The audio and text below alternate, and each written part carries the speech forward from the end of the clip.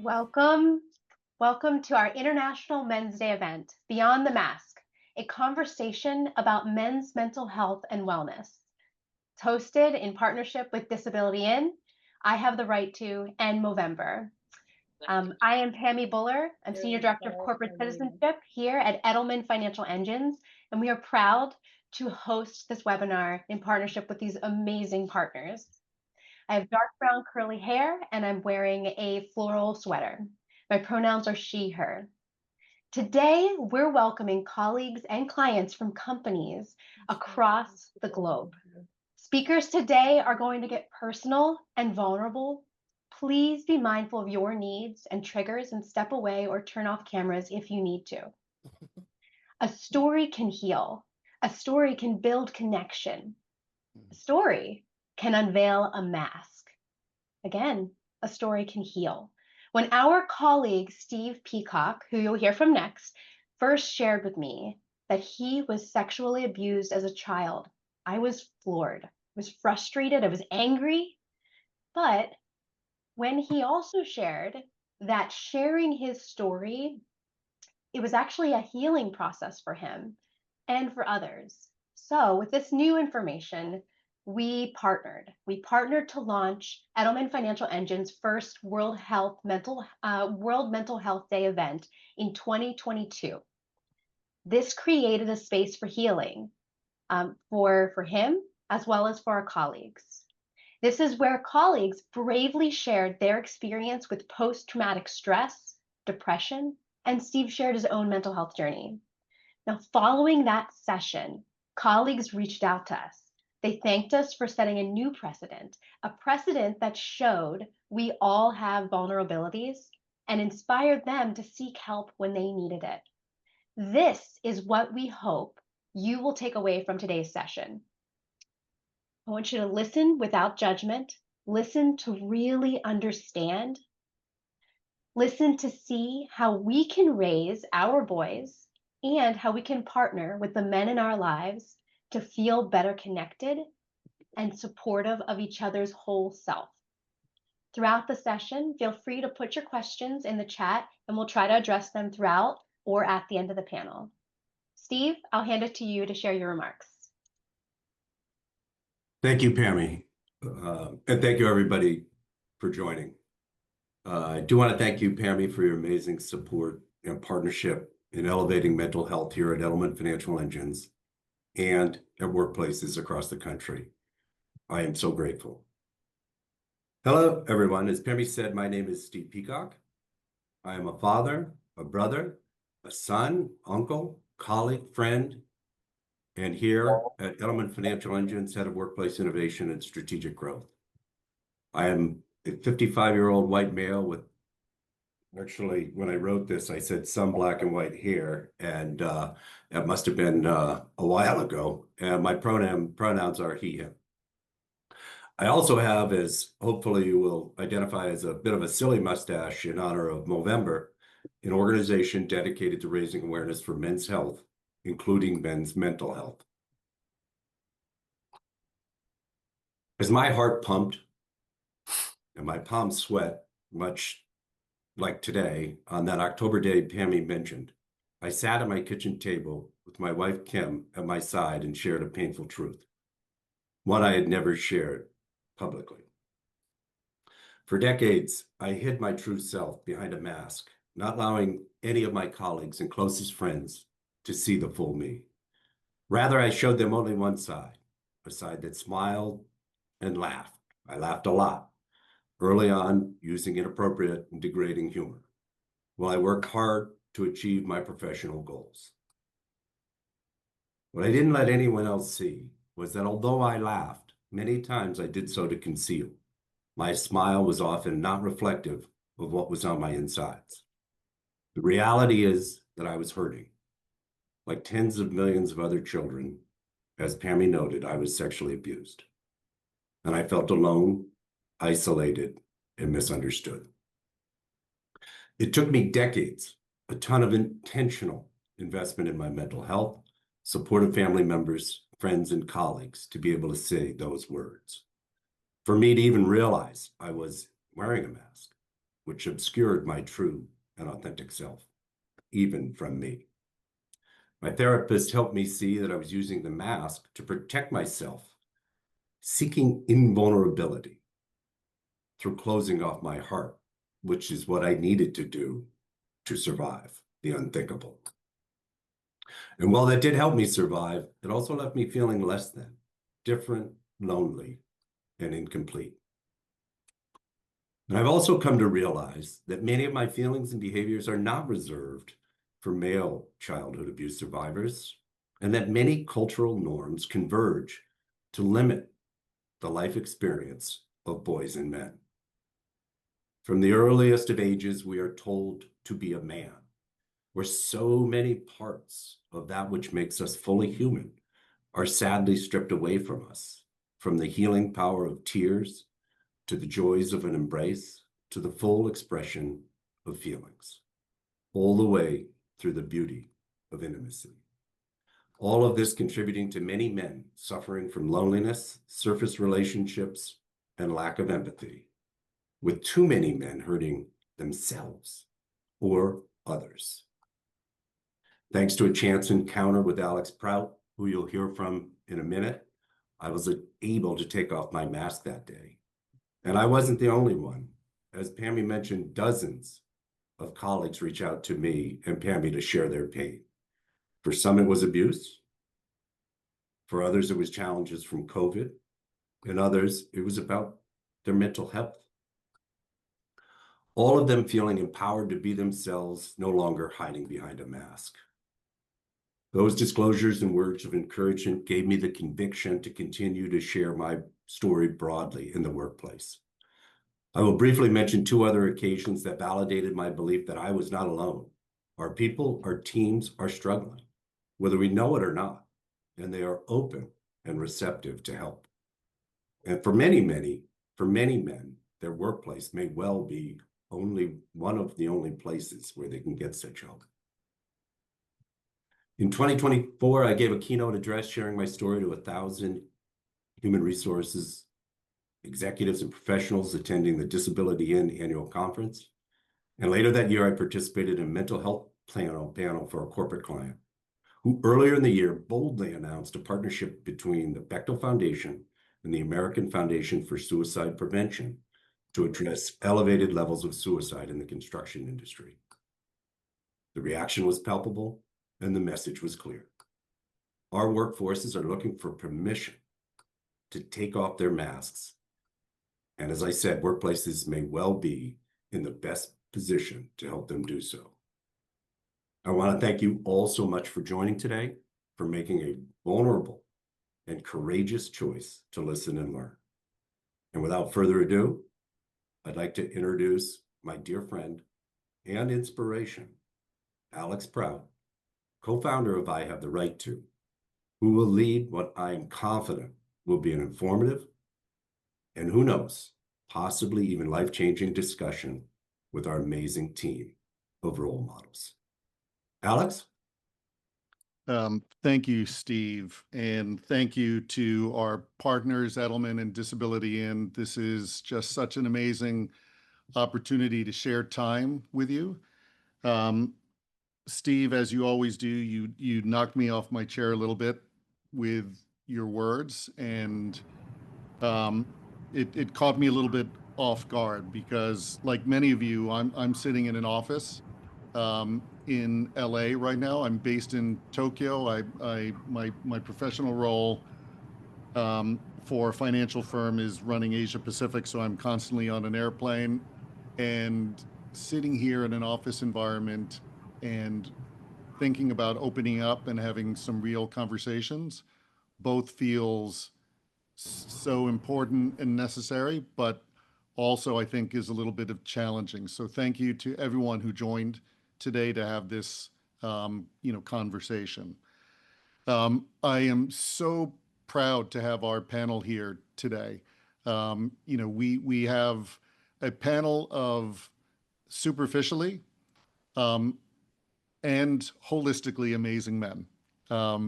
And I use the word superficially because if you look at our collective resumes, you see people who have reached the pinnacle of their chosen professions.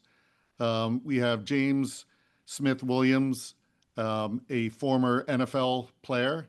It feels like yesterday, James, I was watching you on the field with the Commanders, and causing mayhem and wreckage, on the line as a defensive lineman. We have Pete LeBoutillier, who spent over a decade playing professional hockey in the NHL. And I will let each one of you introduce yourselves. But if you look at, under the phrase of don't judge a book by its cover, when I first met Pete and read about his career as an enforcer in the NHL, and then, looking at him being sort of a large physical species, and this goes for both James and Pete, were just the most amazing and lovely men, is how I would describe them first and foremost. I met James, who won an award for an organization called Vital Voices, of which I was part of, for his work in building gender equality and addressing gender-based violence with a wonderful organization founded by a dear friend called Set the Expectations. And we also have Guy Adami with us. And, Guy grew up in finance, like I did, and we both went to Georgetown together. And Guy has been, one of the original hosts from Fast Money on CNBC, and has been a very familiar talking head over the last 20 years. And I'm going to get a little bit personal now, as sort of Steve said, we're teed up to do today. 10 years ago, what brought me to the table here today, I've been in finance for almost 37 years, working all around the globe. I was working in Hong Kong when in 2014, a friend of mine at the water cooler, I approached him and I said, I just read a New York Times article that said 1 in 4 girls will be sexually assaulted before they graduate college. And I was thinking of my oldest daughter then, who was graduating from high school and about to head off to Georgetown University, where Guy and I went. And I said, statistically, I have 3 daughters. That's likely to happen to our family. Little did I know, 3 months later, our family would be dealing with the difficult topic of sexual assault. But it wasn't my 18-year-old who was about to go to college. It was my 15-year-old daughter, who is a freshman at high school, who was raped as a part of a sexual assault and conquest game called the Senior Salute at a school named St. Paul's School in Concord, New Hampshire. And I bring this story up because after my daughter was assaulted, she did the right thing and spoke up, called my wife and let her know what happened.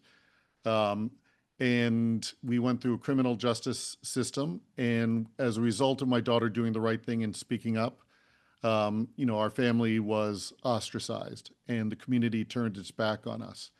And Guy was one of the first men to reach out to me when he realized that the girl in this sort of high profile case was my daughter, to check in on me. And, a simple thing like this, and to our men listening today, the importance of connectivity, I think, for men is a theme that I want to dive into with my panel today. The importance of connection, because I think in our worlds that we live in, connection is so rare, because we are, as the theme of this says, I think most of us are living behind a mask.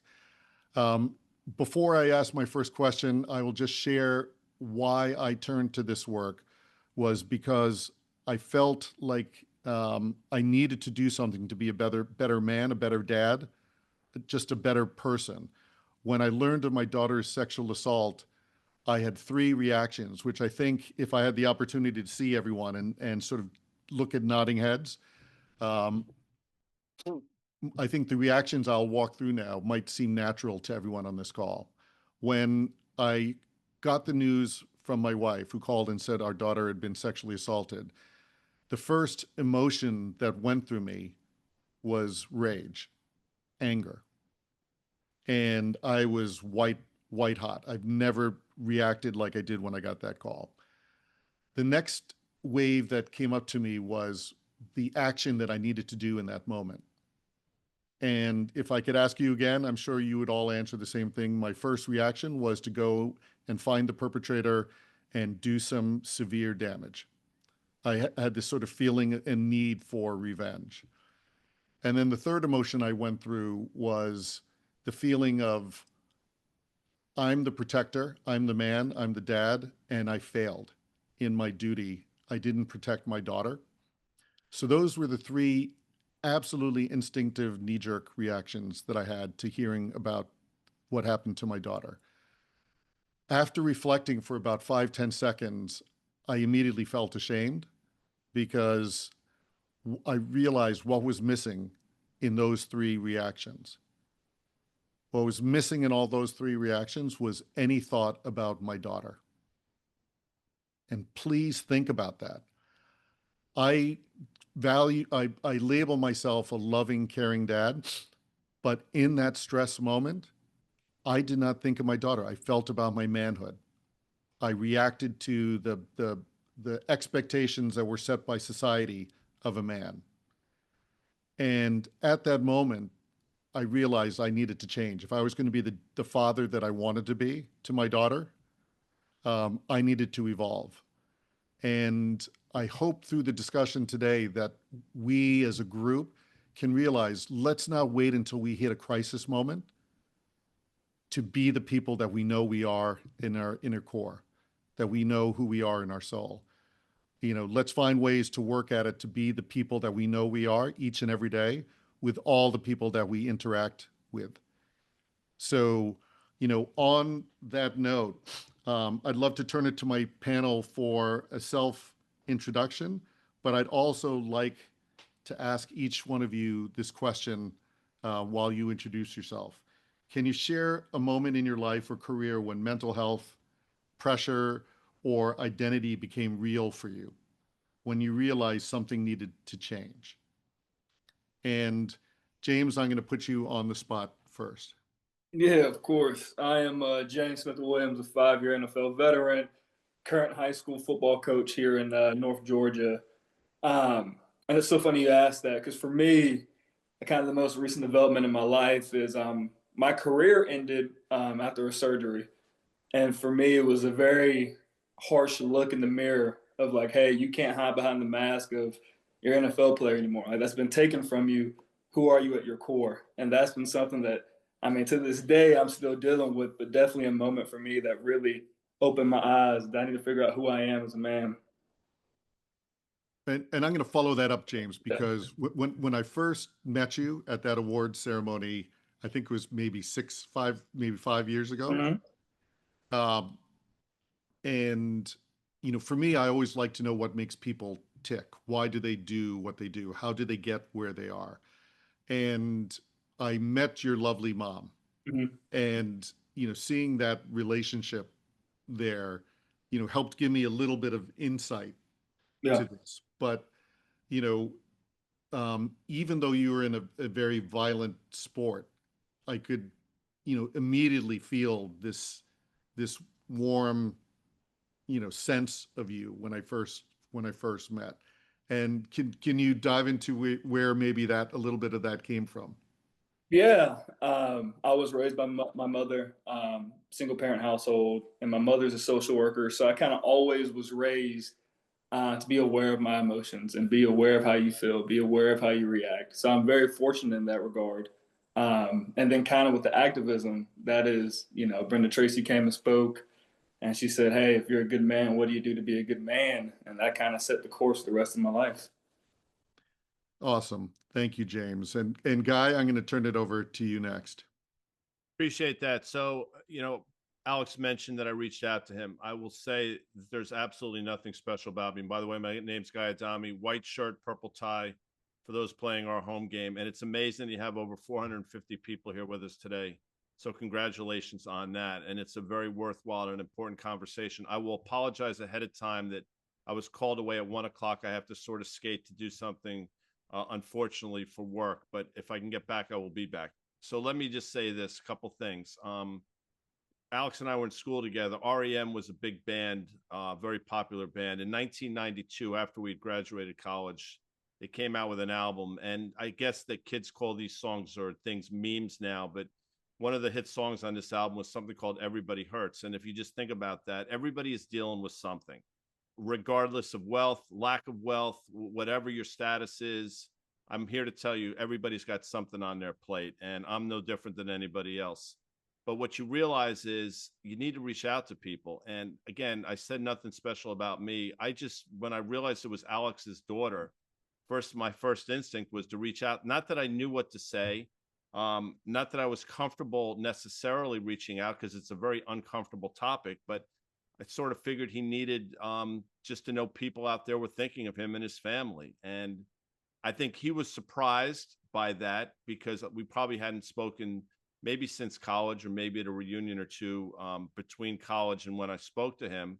But the point is, I think there are a lot of people that want to reach out. They just don't know how to do it. And the easiest thing I can say, and again, for the over 450 people listening or watching, if your instinct suggests that you know somebody that's going through something or you just feel something's wrong, don't feel shy or embarrassed or reticent to reach out to that person, because that simple phone call, I think you'd be shocked at how important it can be and how life-changing it can be. And, I'm a Roman Catholic, half Sicilian, half Italian, so I'm not one to quote from the Talmud, but I will here.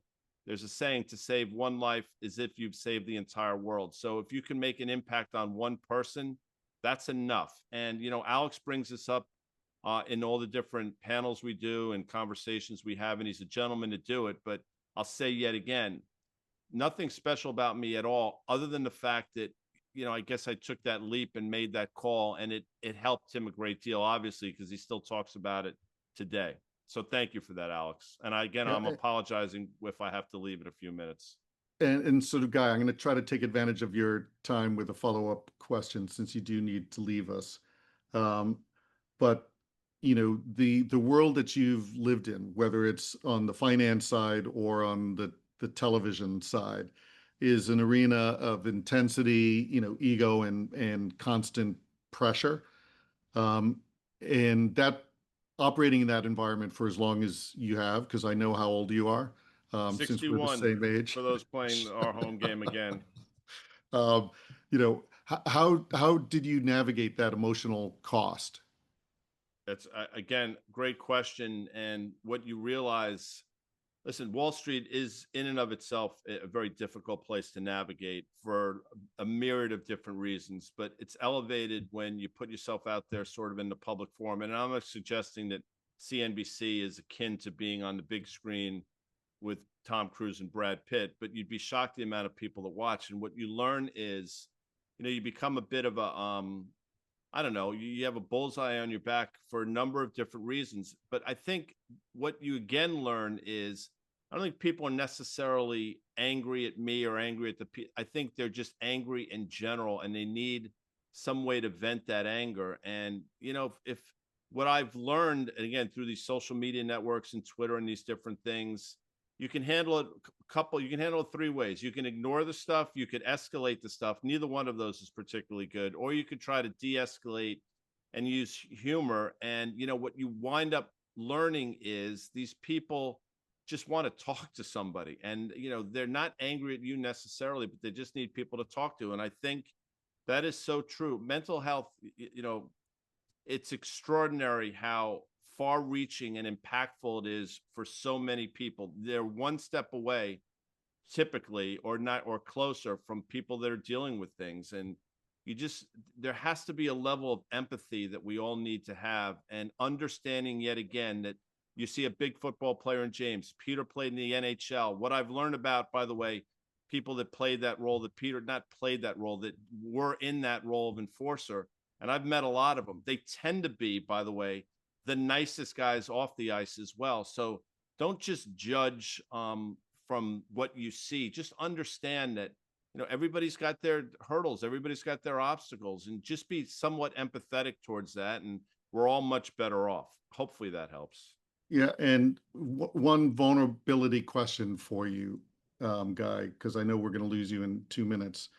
Was there a point where the external version of you didn't match the internal one? Yeah, that's fair. That's a great question. I'd like to think that I'm sort of an open book, but you internalize a lot of stuff without question. And I will tell you that it was I don't know, late 90s. I was working at Goldman Sachs, and I woke up on a Saturday morning in the city with my wife, and I was overwhelmed by all the shit, pardon my French, it was going down at work, and I found myself crying in bed, and I don't think she had ever seen me do something like that, but it it meant a lot to me that it showed her that yeah, whoa, this is actually, he's not just a robot. There are things going on in his life. So vulnerability is an important word. I think it's one we take for granted. But there's a lot of power in being that to the extent you can. And, as a father, husband, son, brother, whatever it is,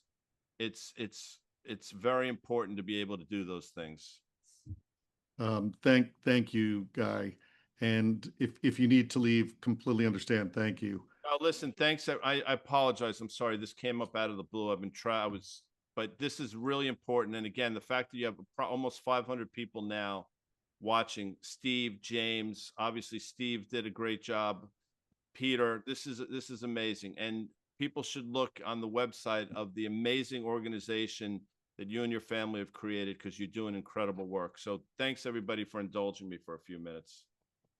Thank you, Guy. And turning it now to another sort of relatively new friend, for me, but someone who I have an instinct is going to be sort of a long-term friend, Pete LeBoutier.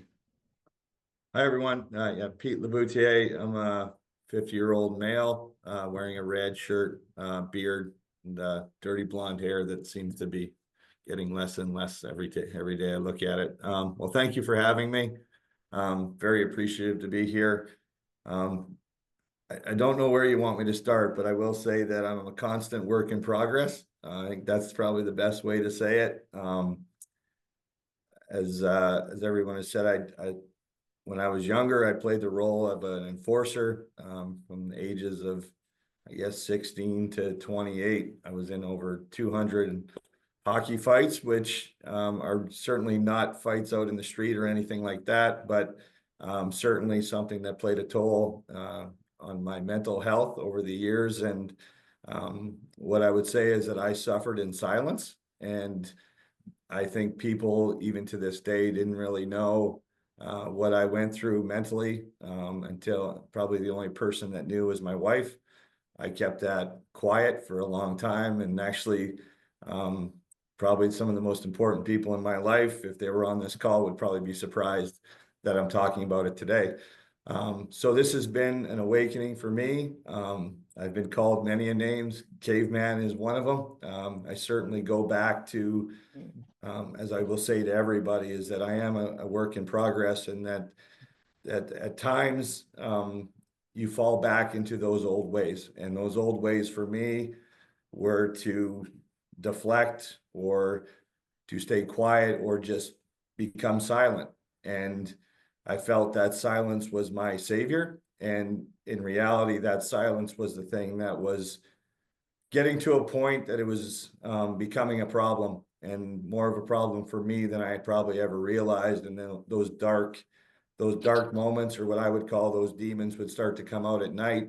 And lucky for me, I had the love of a woman who would push me through it, and then get me to that next day. And that was sort of the way I lived it. And then when the sun came up, and everything was fantastic, and I would live life in a positive way, and just go about my business. But when the darkness came, the darkness came in my mind as well. And I would say now, as I've progressed through it, just being able to talk about it, and then also having those people there, that other athletes and other players that played my position, learning after my career that they were having the same thoughts and challenges going through their mental health of having to perform a physical act maybe sometimes every night or when they played. So knowing that they felt the same way actually brought peace to me. And if I would have had those conversations while I was playing, would I have been a more successful hockey player? And I think the answer is yes. And I think that's the biggest thing, is that mental health, we suffer in silence, but there's so many people out there that are willing to help, or people that are going through the same struggles are willing to talk to you about it and be like, oh, you're feeling the same thing. And just because you look like you have it together, those are the ones that might be hurting the most. So. Wow. Thank you, Pete, for sharing. And I want to ask a follow-up question. But before I do that, with the community that we have assembled here today, can I ask everyone that has ever felt lonely, has ever felt in isolation, who's ever felt misunderstood or not understood, could you press some emotion react? I don't know what you call these things, but the reactions. Look at that. I've got goosebumps from what you said and the reactions coming up, Pete, because the miracle thing that you just said in your vulnerability was something, look at that. We all share this together. And how ridiculous is it that we suffer in silence, that we don't reach out? Like, I wish I could literally reach across and hold your hand right now. And say thank you for sharing that vulnerability. Especially someone who, again, if you're looking at it from the exterior, you might say during your professional career, no one would probably want to come up and approach you, right? Out of fear of getting, pummeled if they say the wrong thing. And I can just see what a horrible slide that must have been. Can you talk a little bit about what toll does that culture that you had to live in within hockey, that culture of toughness, what toll did it take on you? And when you made the transition from playing hockey to finishing your career, can you talk about a little bit of that emotional transition? Yeah, I think for me, that I always said it's nothing. There's nothing that I fear as much as being knocked out in front of 20,000 people, and how many people watching on TV. So I think when my career was over, it was kind of a relief, which is a sad way to look at it, to be honest with you, because it was such a wonderful life, as far as like getting to the pinnacle and working your entire life to get to that point and to finally play it and get to the National Hockey League, and then realize that, man, this isn't what I expected it to be. Like, it was supposed to be all sunshine and roses, and the reality was completely different for me. It was, and I guess looking back, it should be. You're at the pinnacle with the top players in the world, and you're trying to perform.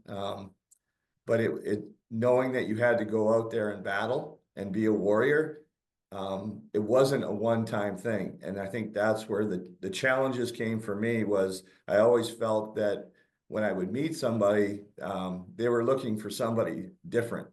They were looking for that guy on the ice that was showing all the emotion and toughness and that warrior mentality. And the truth is, off the ice, I'm a completely different person.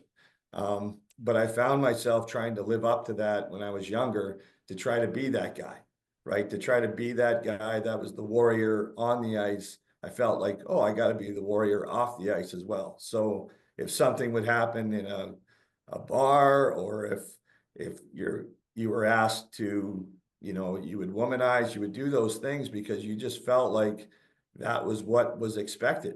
And that's what people wanted to see of you. And the reality of it is, I'm just a boring country boy that was born in a small town that it just really wanted to just be in the background. And I think having to be the guy that ran through the wall was what I felt everybody expected me to be. So when I was going through my career, that was the challenges I faced. And I didn't want people to see the real me, because I didn't think that's what they wanted to see. So I think looking back on it now, and then how it has shaped me with my own kids, is that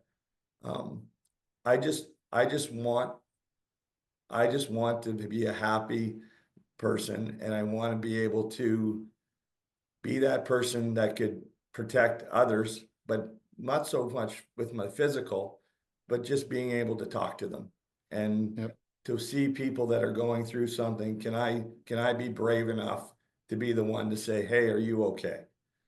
And I think Yep. there's times where I'm good at it, and there's times that I miss it. And there have been times with people in my life that have unfortunately committed suicide that were right. I was right there. And I didn't have, even though what I went through, I didn't see it. And I should have seen it. And I think that's the biggest thing, is that if anything I could take from this call is that I want people to be vulnerable. I want people to share. It's not weakness. I always felt like I couldn't say anything, because if they saw that I was, that I was scared, or if I was going into a situation where I just didn't, I was nervous. I couldn't even tell people. And I think that's the one thing, you could probably see it in my body when I was about to play games. Like, I was sweating before the game started, and that didn't really make any sense. But if you were inside my head, you would know why. And Yep. So thank you, Pete.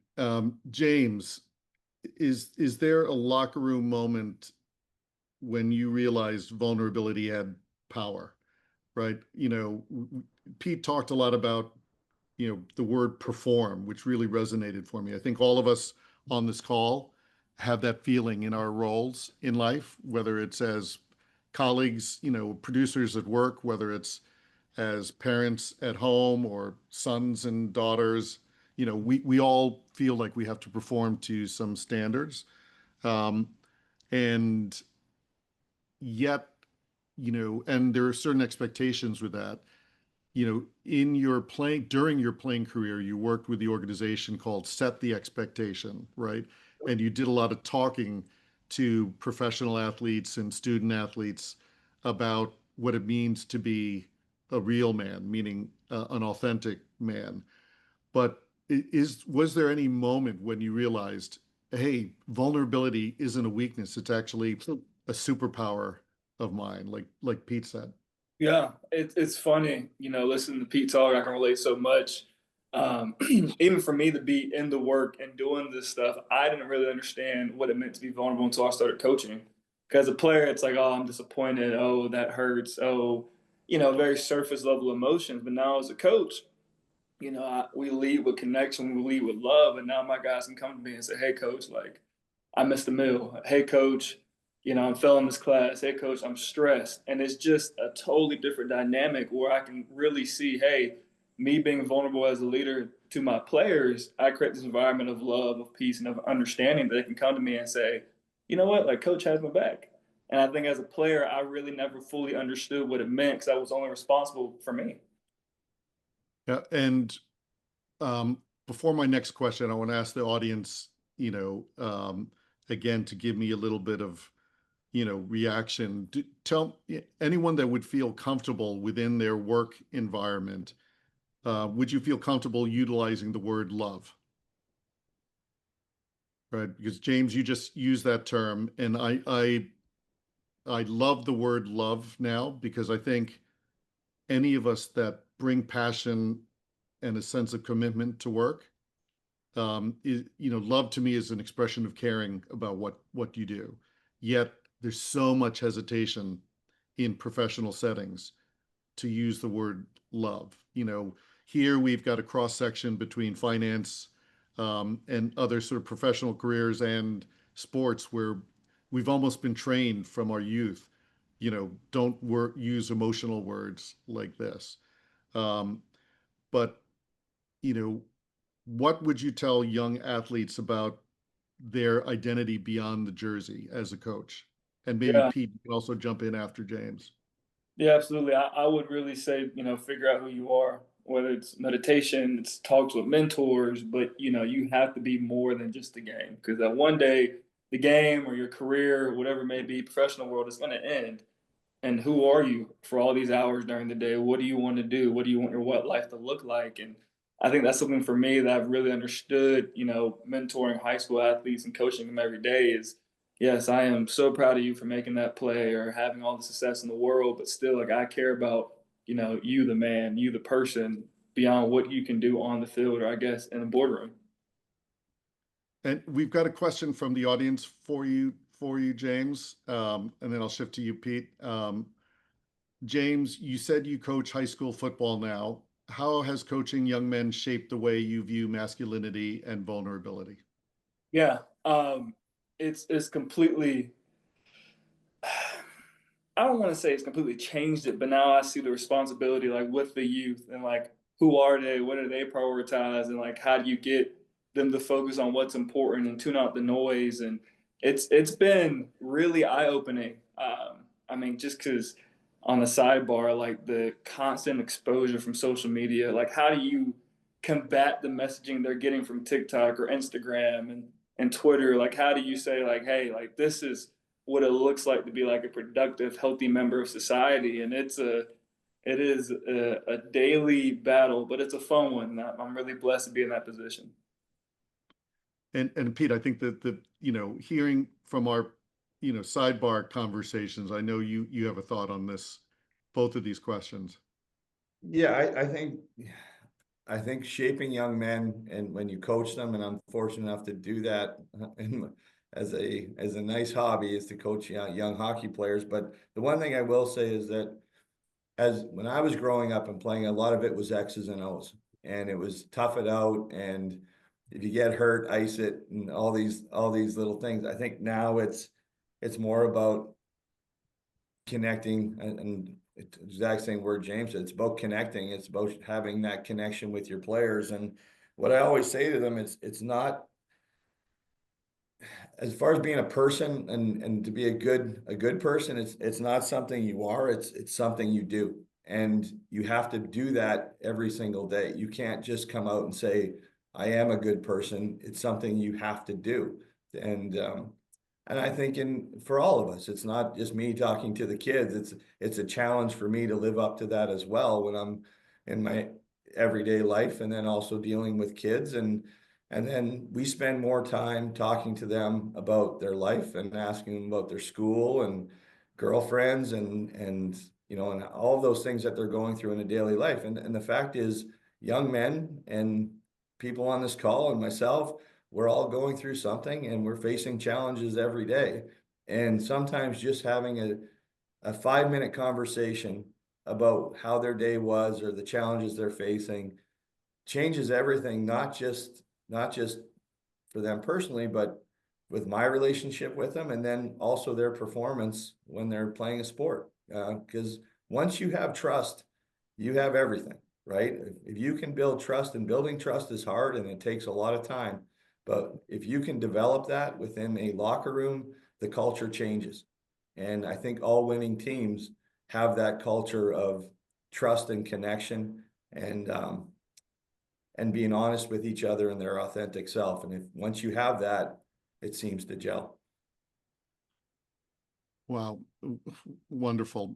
I want to now, I think through the conversation so far, we've talked a lot about, I think, the issues that we've dealt with, and the rationale for having the mask on, especially from a masculinity issue. But I think this is an issue that all of us, share together. I want to pivot the conversation now to talk about the concept of healthy masculinity. At our organization, I have the right to, we coined the phrase aspirational masculinity, thanks to my mentor, Don McPherson, who's another former NFL player who helped mentor me. But I want to sort of get to this conversation of, what does healthy masculinity actually look like, right? Whether it's in the workplace, or in a team or locker room sort of structure. And I think we all have the concepts, of, what these places are usually associated with, right? The locker room, in terms of locker room talk and behavior. But these things transpose to whatever community space we are all sharing, right? Because a lot of these things are taught to us when we're young, and it's very easy to transpose that behavior, as we move along. But as leaders and as coaches, what does healthy masculinity look like to you guys? Yeah, I would say for me, it's vulnerability. If it's me to my partner, if it's me to the kids I coach, if it's me to whoever I'm interacting with, it's a level of being authentic and being vulnerable and saying like, hey, like that crossed the boundary, that upset me. And I think I benefit a lot, and I'm aware of this, that like, hey, I'm 6'4", I'm 260 pounds, like, I don't, why do I need to be, a tough guy? Like I can just be my authentic self and lead with this love and kindness and passion, and it's pretty much accepted. But I think, when I try and create these environments for my athletes, it's definitely, it's always leaning on being vulnerable. It's always being leaning on, hey, like I trust you. Like, do you trust me? I built that trust. We had that rapport. So that's what I would say. And I Pete? think for me, it's being your authentic self. I think it's a challenge that again we're all facing is do we think we're enough? And I've said it many a times that even when I got to the National Hockey League, I felt like a fraud and I felt like I didn't belong. And again, I had to be somebody that I wasn't. And the reality of it is, the reason why I was there was because of who I was and the work I did and and the person I was. And I think with young men or anybody is just, can you be your authentic self in different situations where you don't have to be a chameleon and fit in?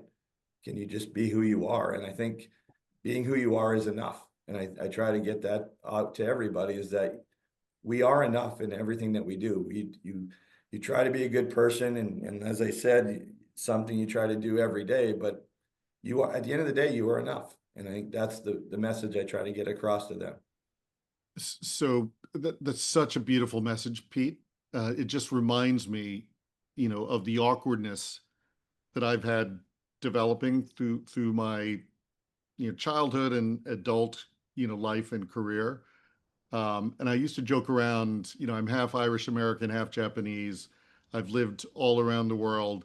And for myself and, the rest of our family members, the hardest question to always answer is, where are you from? And it can never be like a simple one-word answer like everyone else. It becomes like, all right, you have 10 minutes. Let me explain to you my life journey. Um, and that's sort of funny. And I think a lot of people can, sort of maybe identify with that. But then I juxtapose to what you just said. And, the hard thing for me 10 years ago, or probably at every stage of my life, was answering the simple question, who am I? Right? Who am I?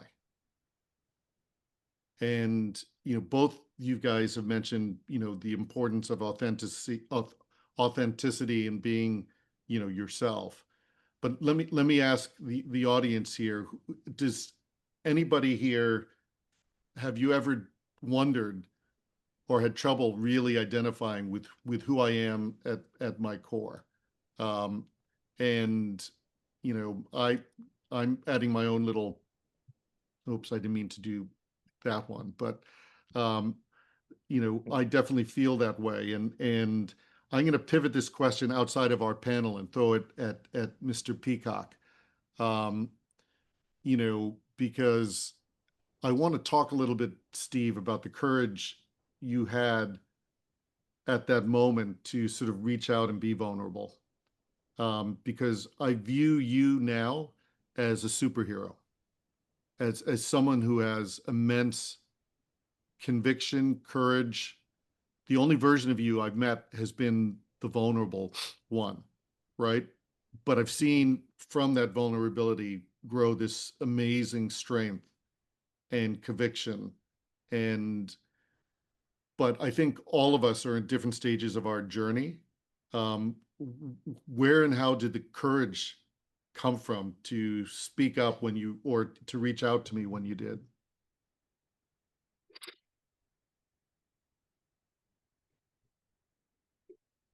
Wow.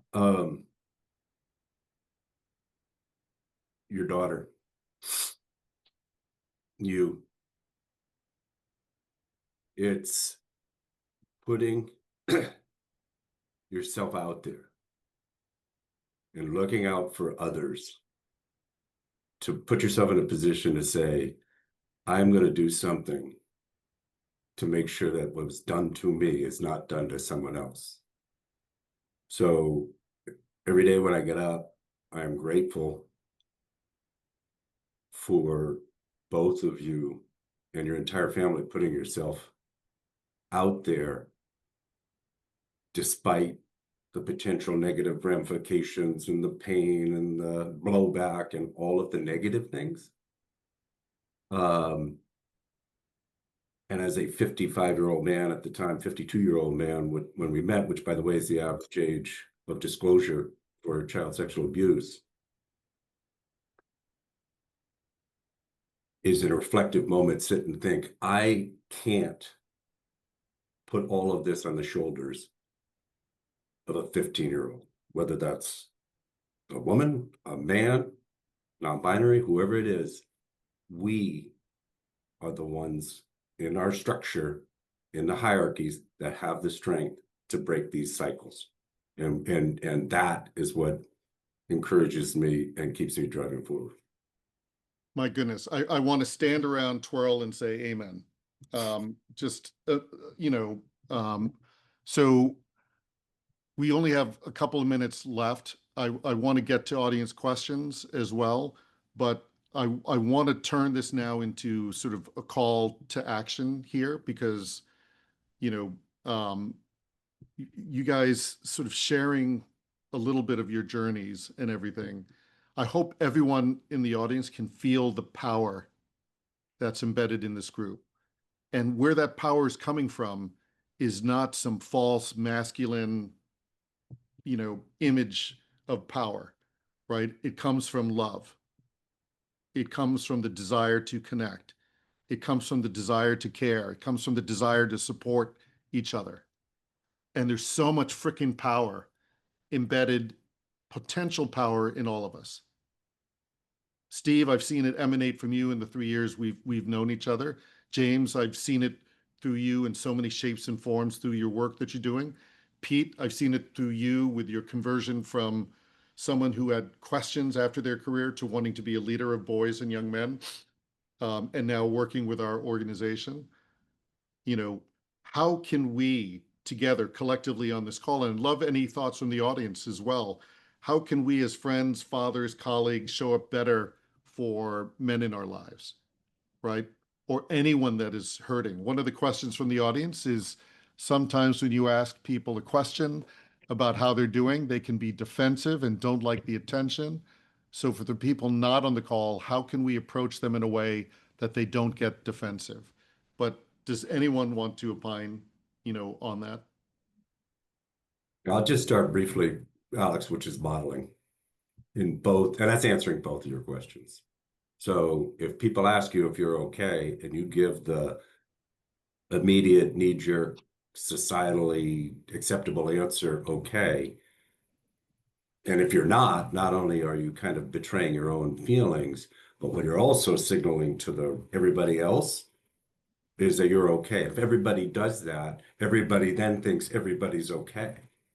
And we know that's not the case. We've seen it in all the studies and all the data. And this is universal. This isn't just men, but men in particular have specific constraints that we've talked about today that make it very hard for them to say they're not okay. So just take the opportunity to model the behavior that you want to see. And enough of us to do it, it will change over time. I think I'll go back to, it's one thing to say you're okay, but can you build trust with that person? Because if you can unpeel the onion, it takes time, right? So if I don't know you very well, because I don't trust, right? Sometimes, so I'm gonna say I'm okay. But the one thing that has helped me over the last, and more specifically, probably in the last 6 months, and I think probably more since I've been with the organization, is I've reached out to friends now, and I've told them, I said, I love you. I like being around you. I've maybe got 15, 20 years of good years where I can go hiking and do different things, and I want to do it around the people that I care about. And you group of guys are the guys I care about, and I want to spend time with you. And I was amazed of just that statement and how much it has opened up a relationship between some of my, some of my friends were, special operations, like a lot tougher jobs than I ever did. Like, and I have, these guys are now opening up to me, and I'm opening up to them. And when we're having tough days or things from their past are kicking in, that they call and we talk about it. And I wouldn't have had that a year ago. I don't, and I think that's been the most amazing part for me, is that they can trust me and I can trust them. And the conversations that I'm having with them are not going to leave the two of us. And I think that's a big thing with mental health, and maybe something I know for men is hard, is that in the office setting or in a professional setting, we're with each other, but are we really getting to know each other? So the challenge I'll put out there is that really get to know people. And if you get to know people, people will share and they will trust you and to share more. And James, do you want to add anything to that? No, I agree with both. Modeling vulnerability and connecting. I mean, that is going to be the best way to really get people to interact with you when they're being hesitant, is that they know that you can trust them and they know that you're also vulnerable yourself. Yep. And I think I'll add on to that, because in the workplace, I've, joining new firms, working with new colleagues, I tend to work in multicultural, sort of settings. What I've tended to do is just let people know that I care and I'm present. I'm here for them, right? And, a couple of our questions have come up in terms of how do we approach men and how do we get into these conversations? Well, it's not natural in terms of the layers that we put on, the many masks that we're forced to wear.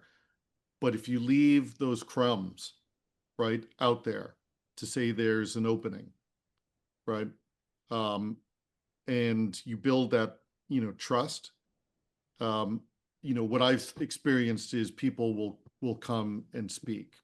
And there's a question from the audience, how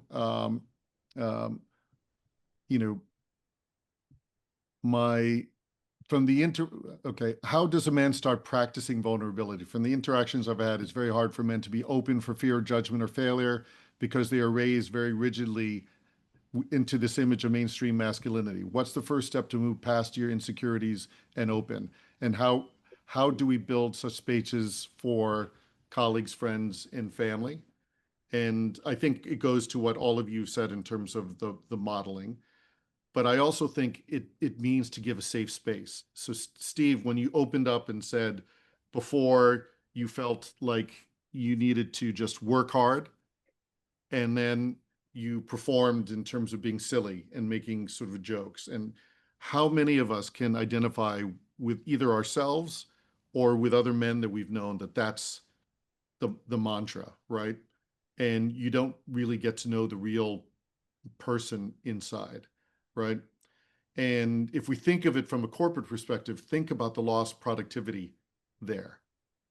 And what I've learned through my daughter's experience is the importance of creating safe spaces for everyone to be their authentic self and just have love, support, and acceptance, present. But that becomes a very intentional thing that we need to create in the workspace.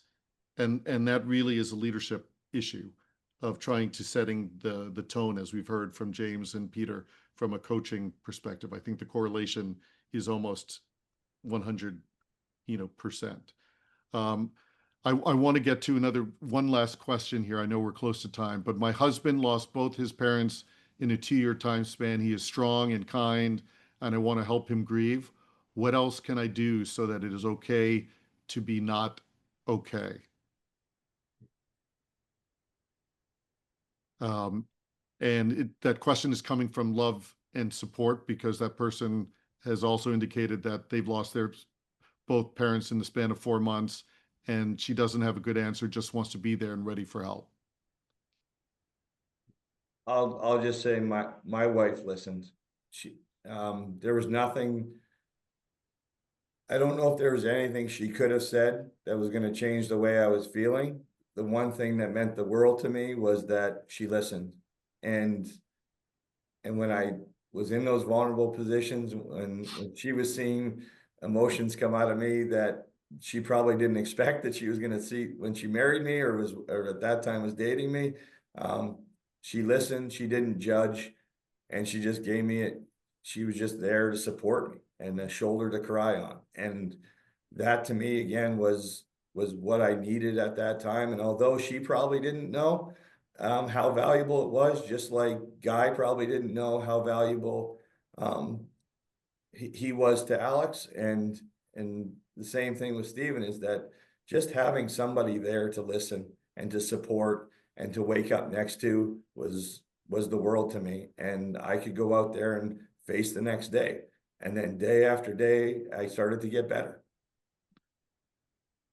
Well, I know we're at time here, but I want to just tell all the men on this panel and Steve, you guys are leaders.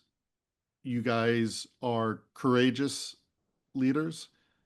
And that strength comes from the love that exists inside of you and the vulnerability you're willing to share, and therefore the empathy you can extend to others. And isn't that how communities are built? And as human beings, we all understand we cannot survive without communities. And for men especially, it is so challenging to open up. So I'm so grateful for you guys modeling that and sharing, today. And to our audience, I'm overwhelmed by the number of people attending. And, please, Pammy, if you don't mind, I'll just encourage people to check out our org, IHaveTheRightTo.org. And we have a lot of wonderful materials on our websites. We speak to students around the country. If you have schools that are interested in or needing to have these kinds of conversations in their communities, please introduce us. This is what we do every day, and this is what we love to do, and this is what we're going to continue to do until we don't have a breath left inside of us. So to this community, I love you. Thank you for giving us the opportunity to share with you today. And so grateful to my friends on this panel and to EFE and Disability In. And to you, Steve, thank you. Great, thank you. And thank you everybody for joining. Thank you to our panelists, James, Pete, and Guy, Alex for moderating, Pammy for all of your support, bringing all of this great programming, not just to our employees, but to the entire workplace community. Maria and Katie, who did such a wonderful job at I Have the Right To with the programming, Leslie Wilson, and others from Disability In, the team from Movember. This is great momentum. The more we do this, the less relevant that last question or the last couple of questions will be, because we'll see who those men are, who those people are that we can go to in times of need, and in times, as Pete said, just to enjoy some time with, because I do believe in our hearts we're all very, very decent, good, giving people, and there's just a lot of life that kind of builds up to, I didn't do this on purpose, to create a mask that we have to intentionally work to remove. So thank you very much. I hope everybody has a wonderful day.